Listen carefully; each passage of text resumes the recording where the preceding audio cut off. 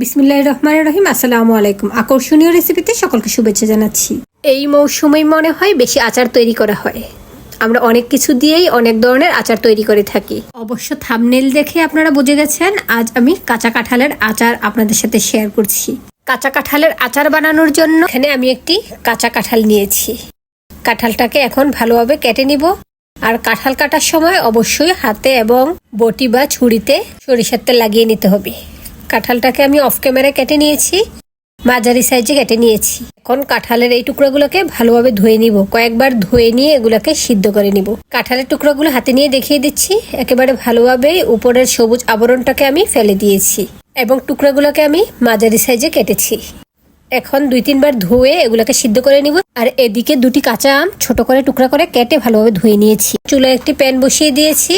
প্যানে পর্যাপ্ত পরিমাণে পানি দিয়েছি যেন কাঁঠালের টুকরাগুলো এই পানির মধ্যে ডুবে থাকে।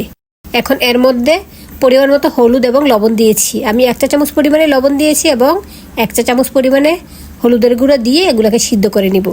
এখানে প্রায় 10 মিনিট সময় নিয়ে এগুলোকে সিদ্ধ করব। অর্থাৎ এগুলো খুব সহজেই সিদ্ধ হয়ে যায়। 10 মিনিটের মধ্যে পারফেক্টলি সিদ্ধ হয়ে যাবে। তাই এর চেয়ে বেশি সময় লাগবে না, 10 মিনিটের মধ্যেই পারফেক্ট সিদ্ধ হয়ে আসবে। এখন ঢাকনা দিয়ে ডেকে এগুলোকে সিদ্ধ করে নিচ্ছি। আর অবশ্যই পানির মধ্যে লবণ এবং হলুদ দিয়ে নেবেন। কালারটা যেমন সুন্দর আসবে, এই কাঁঠালের টুকরার মধ্যে লবণটাও পারফেক্টলি ঢুকে যাবে। আমি স্প্যাচুলা দিয়ে নেড়ে চেড়ে দিচ্ছি। এরই মধ্যে সিদ্ধ হয়ে এসেছে। এখন এই কাঁঠালের টুকরাগুলোকে একটা ঝুড়ির মধ্যে ঢেলে ঠান্ডা করে নিয়েছি। এখন এই টুকরাগুলোকে আমি একটা ডিশের মধ্যে দিয়ে দিয়েছি। এগুলোকে 2 ঘন্টা রোদে লাগাবো।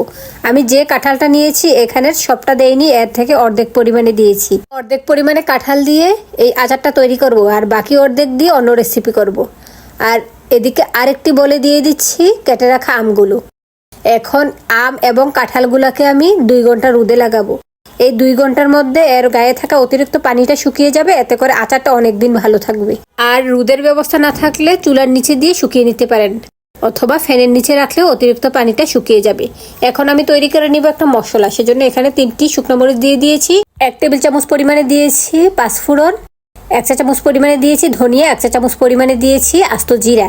এখন এই মশলাগুলোকে একটু টেলে নিচ্ছি। 30-40 সেকেন্ড ভেজে নিলে হবে। চুলার আঁচ মিডিয়ামে রেখে 30-40 সেকেন্ড ভেজে নিলে এর থেকে একটা সুন্দর স্মেল বের হয়ে আসবে। তারপরে এটাকে চুলা থেকে তোলে ঠান্ডা করে গুঁড়া করে নিব। এই 30-40 সেকেন্ডের মধ্যেই এই ভাজা মশলা থেকে একটা সুন্দর ফ্লেভার আসবে। তারপর চুলা থেকে তুলে নিব। ভাজা হয়ে গিয়েছে, এখন চুলা থেকে তুলে ঠান্ডা করে গুঁড়া করে নিব। এখন চুলায় আবারও একটি প্যান বসিয়ে দিয়েছি। আচার তৈরির উদ্দেশ্যে চুলায় চলে আসলাম। এখানে 4টি আস্ত শুকনো মরিচ দিয়েছি, 1 চা চামচ পরিমাণ আস্ত পাঁচফোড়ন দিয়ে তেলের সাথে কিছুক্ষণ ভেজে নিচ্ছি। আর এখানে আমি সরিষার তেল দিয়েছি। এখানে প্রায় 1 কাপ পরিমাণে সরিষার তেল দিয়েছি। অবশ্য আমি মেপে দেইনি, অনুমান করে দিয়েছি। মরিচ এবং পাঁচফোড়নটা ভাজা হওয়ার পর এখানে আমি 2 টেবিল চামচ দিয়েছি সরিষা বাটা। সরিষাটাকে আমি ভিনেগার দিয়ে পেস্ট করেছি। এতে করে অতিরিক্ত পানি দেওয়ার প্রয়োজন পড়ছে না এবং আচারটা অনেকদিন ভালো থাকবে। আর পরবর্তীতে ভিনেগার দেওয়ার প্রয়োজন পড়বে না। পরিমাণ মতো দিয়েছি লবণ। সুন্দর কালারের জন্য 1/2 চা চামচ দিয়েছি হলুদের গুঁড়া, 1 চা চামচ দিয়েছি মরিচের গুঁড়া। যদিও মশলার সাথে আমি শুকনো মরিচ দিয়ে গুঁড়া করেছি, তারপরেও এখানে গুঁড়া মরিচ দিয়েছি।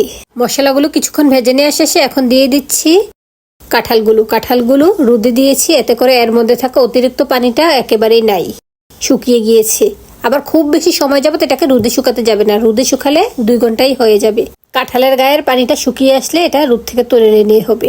এখন দিয়ে দিচ্ছি আমের টুকরাগুলো। অবশ্যই এই আমটা দেওয়ার চেষ্টা করো। এই আম না দিলে এই কাঁঠালের আচারটা খেতে ভালো লাগবে না। যদি আম দিয়ে না থাকেন তাহলে এর সাথে তেঁতুল এড করবেন। কারণ আচার টক ঝাল মিষ্টির একটা পারফেক্ট ব্যালেন্স না থাকলে এটা আচার হিসেবে খেতে ভালো লাগে না। আম এবং কাঁঠাল দিয়ে কিছুক্ষণ নেড়েচেড়ে ভেজে নিচ্ছি। যেহেতু কাঁঠালটা আগে থেকে সিদ্ধ করা, এই আচারটা রেডি হতে খুব বেশি সময় লাগবে না। আর আম সহজেই সিদ্ধ হয়ে যায়। এখন দিয়ে দিচ্ছি তেলে গুঁড়া করে নেওয়া মশলাটা। পুরো মশলার গুঁড়াটাই আমি দিয়ে দিয়েছি। দিয়ে ভালোভাবে স্প্যাচুলা দিয়ে নেড়েচেড়ে মিশিয়ে দিচ্ছি। ভালোভাবে মিশে যাওয়ার জন্য এবং পুরোটা ভালোভাবে সিদ্ধ হওয়ার জন্য এখন আবারও ঢাকনা দিয়ে ঢেকে দিচ্ছি। ঢাকনা দিয়ে ঢেকে কিছুক্ষণ রান্না করব। আর চুলার আঁচটা আমি একেবারে লতে রাখছি। এতে করে কাঁঠালের গায়ে মশলাটা পারফেক্টলি ঢুকবে এবং খেতে অনেক বেশি ভালো লাগবে। কিছুক্ষণ পর ঢাকনা তুলে আবারও নেড়েচেড়ে দিচ্ছি। অনেকটাই হয়ে এসেছে, যদিও এখনও এর সাথে আমি কোনো চিনি এড করিনি। এই আচারের মধ্যে খুব বেশি চিনি দিতে হয় না, অল্প পরিমাণে চিনি দিয়ে নিব। কাঁঠাল অনেকটাই মিষ্টি, সেজন্য এখানে আমি 3 টেবিল চামচ পরিমাণে চিনি দিয়েছি। আপনারা মিষ্টি খেতে চাইলে আরও বাড়িয়ে দিতে পারেন, তবে পারফেক্ট মিষ্টি খেতে হলে এখানে অল্প পরিমাণে চিনি দিবেন। কাঁঠাল অনেকটাই মিষ্টি মিষ্টি, পাকা কাঁঠাল যেমন মিষ্টি, কাঁচা কাঁঠালও অনেকটা মিষ্টি মিষ্টি, সেজন্য অল্প পরিমাণে চিনি দিয়েছি। চিনি দিয়ে আবারও স্প্যাচুলা দিয়ে নেড়েচেড়ে দিচ্ছি। এই চিনিটা ভালোভাবে গলে আসার জন্য কিছুক্ষণ জাল করে নিব। এরই মধ্যে চিনিটাও গলে এসেছে আর আচারটাও পারফেক্টলি হয়ে গিয়েছে। এখন এর মধ্যে আমি দিয়ে দিচ্ছি বিট লবণ। এখানে টেস্টি বিট লবণটা আমি 1 চা চামচ পরিমাণে দিয়ে দিয়েছি। দিয়ে আবারও ভালোভাবে মিশিয়ে নিচ্ছি।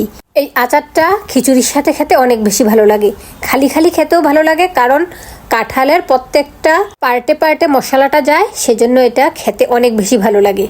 এখন চুলা থেকে তুলে আপনাদের জন্য সার্ভ করে নিচ্ছি।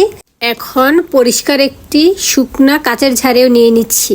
আর আপনাদের সাথে একটা ট্রিক্স শেয়ার করছি, আচার গরম অবস্থায় কাচের ঝাড়ে নিয়ে নিলে আচারের মধ্যে সহজেই ফাঙ্গাস আসে না, সেজন্য গরম অবস্থায় কাচের ঝাড়ে নেবেন।